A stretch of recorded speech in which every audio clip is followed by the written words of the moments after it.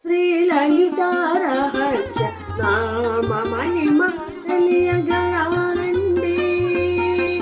నామ మహిమ తెలియగరారండి. శ్రీలలిత రహస్య నామ మహిమ తెలియగరారండి.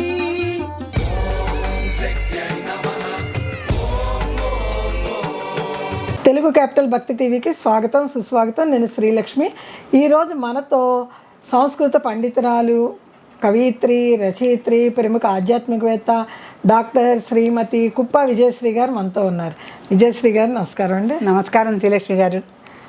విజయశ్రీ గారు, లలిత రహస్య సహస్రనామాల యొక్క నామములో రహస్యంగా ఏ ఫలితం ఉన్నదో మాకు చెప్తున్నారు. ఈ మధ్య కాలంలో యుద్ధ వాతావరణం చెప్తున్నారు. యుద్ధ వాతావరణం కూడా వినసొంపుగా ఆసక్తిగా వినేట్టుగా వర్ణించి చెప్తున్నారు. చాలా చాలా సంతోషం, చాలా ధన్యవాదాలండి. ఇది దేవతలు చేసిన యుద్ధం గనక అంత రసరమ్యంగా మనందరికి కూడా ఆసక్తిగా ఉంది. మనుషులు చేసే యుద్ధం అయితే ఇప్పుడు చూస్తున్నాం కదండి, ఇరాను అమెరికా, అంతా మానవతా ధ్వంసమే తప్ప అక్కడ ఏముంది? ఇప్పటి కాలం యుద్ధాలకి ఎవరు కూడా వినలేము కూడా. మనం ఇది దేవత చేసిన యుద్ధం, దేవతల యుద్ధం గనక ఇంత అద్భుతంగా మనం వర్ణించుకోగలుగుతున్నాం. చాలా అద్భుతంగా అండి. యుద్ధం అన్నట్టు లేదు, అదొక అపూరూపమైన సన్నివేశం లాగా. అంటే దివ్యాస్త్రాలు పోనే అమ్మవారు మనకు చూపిస్తోంది కదా, ఆ దివ్యాస్త్రాలతో గణేశుడిని పిలిచింది.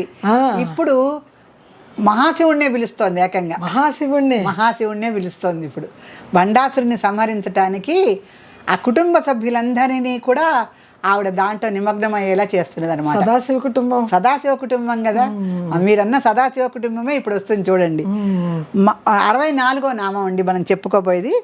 ఇప్పుడు అమ్మవారు 10 వేళ్ల నుంచి కరాంగుడి నఖోత్పన్న నారాయణ దశాకృతి, మనం చెప్పాం సృష్టి స్థితి లయలు, జాగ్రత్త సుషుప్తులు, ఇవన్నీ అద్భుతంగా చెప్పుకున్నాం మనం. ఆ చెప్పుకున్న తర్వాత ఇప్పుడు మనకి మహాపాసు పతాస్త్రాగ్ని నిర్దగ్ధాసుర సైనిక ఇచ్చండి. పాశుపతాస్త్రాగ్ని, అది పాశుపతాస్త్రం ఉంది కదా, శివుడిని మెప్పించి అర్జునుడు కూడా దాన్ని సాధిస్తాడు ఆ కురుక్షేత్ర యుద్ధం ముందర. ఇక్కడ అదే దీన్ని ఇప్పుడు మహాపాశుపతాస్త్రాగ్ని నిర్దగ్ధాసుర శూన్యక, నిర్దగ్ధాసుర సైనిక. ఆయన సైనికులందరినీ కూడా దగ్ధం చేసేసింది. ఒక్కళ్ళు కూడా శత్రుశేషం మిగలకూడదు అంటారు చూడండి. అవునండి, రుణశేషం శత్రుశేషం మిగలకూడదు.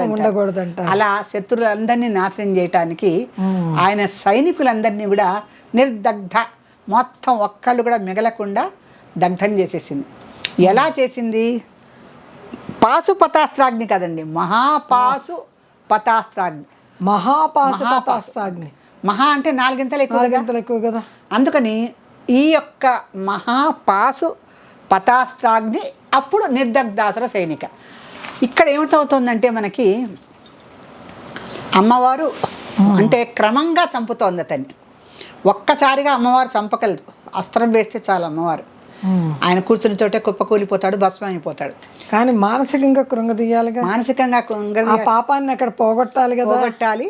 ఇంకొకటి అతడిలో ఉన్నటువంటి అజ్ఞానాన్ని తొలగించి జ్ఞానాన్ని బోధించి అప్పుడు మోక్షం ఇవ్వాలి. అతని కూడా జ్ఞానబోధ చేస్తుంది అమ్మవారు. మరి అజ్ఞానంతో మళ్ళీ ఆమె వధించినా మళ్ళీ అది ఎక్కడికి పోదు, మళ్ళీ రిటర్నే వస్తుంది. ఆవిడ చేతిలో మరణం కదండి, అమ్మవారి చేతిలో మరణం అంటే అది అమృత సిద్ధే. ఇప్పుడు మామూలుగా మరణించడం వేరు, మహానుభావుల చేతుల్లో మరణించడం. మనకు కూడా చూడండి, ఉత్తరాయణ పుణ్యకాలంలో పోతే మంచిది అంటారు, దక్షిణాయనంలో అంత గొప్పగా చెప్పరు. అందుకని అయినా మళ్ళీ చూడండి, యుద్ధానికి వెళ్ళేటప్పుడు కూడా విజయమో వీరస్వర్గమో అన్నట్టుగా భార్యలు వీరతిలకం దిద్ది పంపిస్తారు. మీరు అన్నట్టు విజయమో వీరస్వర్గమో అని వాళ్ళని ఆశీర్వదించి పంపిస్తారు. అలా ధర్మయుద్ధం చేసేటప్పుడు దాంట్లో అంటే యుద్ధంలో మరణించిన ప్రతి వారికి స్వర్గం ఖాయం, అందుకని విజయమో వీరస్వర్గమో అంటారు. అందుకని వాళ్ళు ఓడిపోయామన్న బాధ కల్లా వాళ్ళకి స్వర్గం అంటే దేశానికి ప్రాణం అర్పించే గొప్పే. సజీవంగా తిరిగి వస్తారు, వేడుకలు చేసుకుంటారు. రాకపోయినా కూడా ఇంటి కుటుంబానికి బాధ ఉన్నా కూడా వీరమరణం పొందారు అంటారు. అది రెండే విషయాలండి. గెలిస్తే భూతల స్వర్గాన్ని అనుభవిస్తారు రాజుగా, అవును. మరణిస్తే ఉపరితలంలో ఉన్నటువంటి స్వర్గాన్ని అక్కడ అనుభవిస్తారు. అక్కడ దేవతల స్వర్గాన్ని అనుభవిస్తారు. స్వర్గం అయితే ఖాయం, భూతల స్వర్గమా దేవత స్వర్గమా అనేది వాళ్ళ ప్రాప్తిని బట్టి వాళ్ళకు ఉంటుంది. ఆ రకంగా ఇక్కడ మహాపాశుపతాస్త్రాగ్ని, పాశుపతాస్త్రం అంటేనే గొప్ప విశేషం. పాశుపతం అంటే దానికి అధినేత శివుడు, మామూలుగా శివపార్వతుల్లో శివుడు. ఇక్కడ మహాపాసు అన్నారుగా, మహాపాశుపతాస్త్రాగ్ని అంటున్నారుగా. మహాపాశుపతాన్ని అమ్మవారు ఎలా ప్రయోగించిందంటే దానికి సదాశివుడు అధినేత. సదాశివుడు వేరు, శివుడు వేరుగా మనకి. అందుకని ఇప్పుడు పంచమంచాదిసేవత అని వస్తుంది మనకి. దాంట్లో బ్రహ్మ విష్ణు మహేశ్వరులు, రుద్రుడు సదాశివుడు, 5 కోళ్ళు కూడా వాళ్ళు. అలాగే ఇక్కడంటే శివుడు వేరు, సదాశివుడు వేరు. అందుకే మనది సదాశివ కుటుంబం కదా, శివ కుటుంబం అనం మనం, సదాశివ కుటుంబం అంటాం. ఎందుకంటే సదాశివ కుటుంబం దగ్గర మహాపాశుపతాస్త్రం ఉంది. ఎంత అద్భుతం అండి. మహాపాశుపతాస్త్రం ఉన్నటువంటి కుటుంబంలో మన సభ్యులందరినీ మనం చేర్చుకున్నాం. అందుకే మనది సదాశివ కుటుంబం. ఈ సదాశివ కుటుంబంలో మన సభ్యులు అలా మనకి తెలియకుండానే వాళ్ళు వచ్చేసారు. వాళ్ళంతా కూడా అమ్మవారి భక్తులు యోగంలో ఉంటేనే వస్తారండి. అంతే కదండి, అందరూ రాలేరు కదండి. అమ్మవారి గురించి వినాలన్నా చదవాలన్నా అంటే మనమేని కాదు, ఎవరైనా సరే యోగంలో ఉంటేనే వినగలుగుతాం, చదవగలుగుతాం.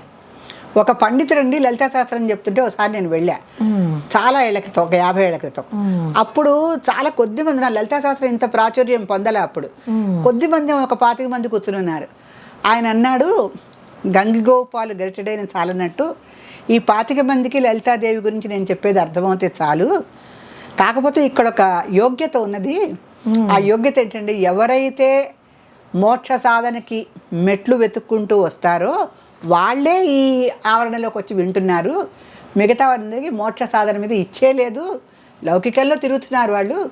ఇక్కడికి ఎవరన్నా వచ్చారు అంటే ఆ మోక్షం అనే బండిలో టికెట్ దొరికినట్టే అన్నాడు ఆయన. మోక్షం అనే బండిలో టికెట్ దొరికినట్టే. వాళ్ళే అంటే ఆ 25 మందికే మోక్ష సాధనకి ఒక టికెట్ ఇచ్చింది అమ్మవారు. అలా అక్కడ 25 మందే విన్నారనమాట. అలాగే ఇక్కడ కూడా ఏంటంటే, ఎంతమందో ఉంటారు కుటుంబ సభ్యులు, మనం సదాశివ కుటుంబంలో చేర్పించుకున్నాం. వీళ్ళందరికీ ఏమిటి, మహాపాశుపతాస్త్రానికి అధినేత అయినటువంటి సదాశివుడి కుటుంబంలో సభ్యులుగా ఉండటం అంటే వీళ్ళందరి చేతుల్లోనూ మహాపాశుపతాస్త్రం ఉన్నట్టే. వాళ్ళు తలుచుకున్నవన్నీ అవుతాయి. వాళ్ళు మూక పంచసతి వింటున్నారు, లలితా సహస్రనామాలు వింటున్నారు, ఖడ్గమాల వింటున్నారు. వీటన్నిటితో ఏంటంటే వారందరికీ కూడా ఆయురారోగ్య ఐశ్వర్యాలు, ధన కనక వస్తువాహనాలు, ఇంకా మోక్ష ఐశ్వర్యాలు కూడా లభిస్తాయని నా ప్రగాఢ విశ్వాసం అండి. మరోసారి మన సదాశివ కుటుంబ సభ్యులందరికీ కూడా నేను శుభాకాంక్షలు, అభినందనలు తెలుపుతున్నా ఈ సందర్భంగా.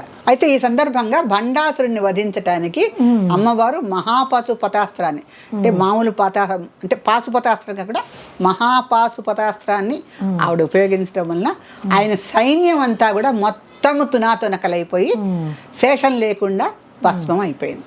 అటువంటి మహాపాశుపతాస్త్రాన్ని ఆవిడ ప్రయోగించడంలో భండాసురుడి సైన్యం మొత్తం కూడా, అంటే భండాసురుడిలో అహం నశించాలి అంటే అతనికి ఉన్న అజ్ఞానం ఏంటంటే అతని సేన, నాకు ఇంతమంది సేనలు ఉన్నారు కదా. ఇప్పుడు కౌరవుల్లో సేన ఎక్కువ, పాండవుల్లో తక్కువ. అంటే శ్రీకృష్ణుడు నేను కావాలని, నా సేన కావాలంటే దుర్యోధనుడు ఆయన సేన కోరుకున్నాడు కదా. అజ్ఞానం అనేది జీవి రూపంలో అక్కడ కనిపిస్తూనే ఉంది మనకి. అర్జునుడు నువ్వు నా పక్కన కూర్చో చాలన్నాడు. అంతే. ఇతను జ్ఞానజీవి, అతను అజ్ఞానజీవి, తెలుస్తూనే ఉంది కదా. అలాగే ఇక్కడ కూడా ఏంటంటే భండాసురుడు అజ్ఞాని, అతనిలో ఉన్న అజ్ఞానం అంతా కూడా తొలగించటానికి ముందు అతని అహం తగ్గటానికి అతని సైన్యాన్ని నిర్దగ్ధాసుర శూన్యక మొత్తం నిర్దగ్ధం చేసేసింది. ఆ సైన్యం అంతా కూడా దేంతో చేసిందంటే ఆ సదాశివుడు అధినేత అయినటువంటి మహాపాశుపతాస్త్రంతో చేసింది. దాంతో అక్కడికి భండాసురుల్లో ఉన్న అజ్ఞానం అంతా తొలగి జ్ఞాన బీజం మెల్లిగా వస్తుంది. నెక్స్ట్ అతను మరణించినప్పుడు పూర్తిగా అతను జ్ఞానంలోకి బయటకు వచ్చి మోక్షాన్ని పొందుతాడు. అమ్మవారి చేతుల్లో మరణం తీసుకొని చక్కగా మోక్షం పొందుతాడు. అది యుద్ధంలో చివరి భాగానికి వచ్చాం మనం. చివరి భాగంలోకి వచ్చేసాం. కానీ యుద్ధం కూడా చాలా అద్భుతంగా, యుద్ధంలో చాలా చాలా విషయాలు మనకి చాలా బాగా చెప్తున్నారు. అవునండి, చాలా బాగా వివరిస్తున్నారు. శ్రీమాత్రే నమః. శ్రీమాత్రే నమః. విజయశ్రీ గారు, ఈరోజు మన సదాశివ కుటుంబ సభ్యుల్లో పుణ్యగ్రంథము అమ్మవారి రూపంలో ఎవరింటికి వెళ్తుందో తెలియజేయండి. తప్పకుండానండి.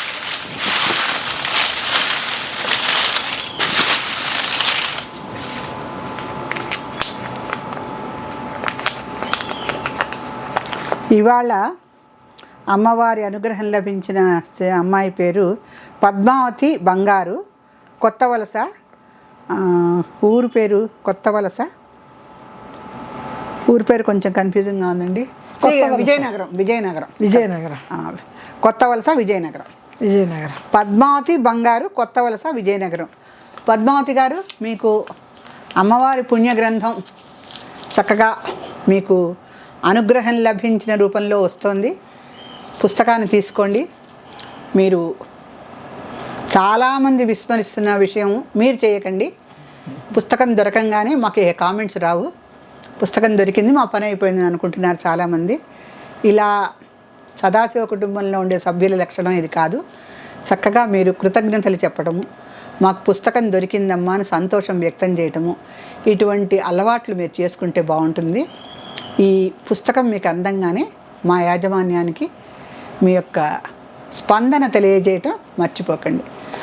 పద్మావతి గారు, మీరు అభినందనీయులు. త్వరలో మీకు అమ్మవారి గ్రంథం మీ ఇంటికి వస్తుంది. శ్రీమాత్రే నమః.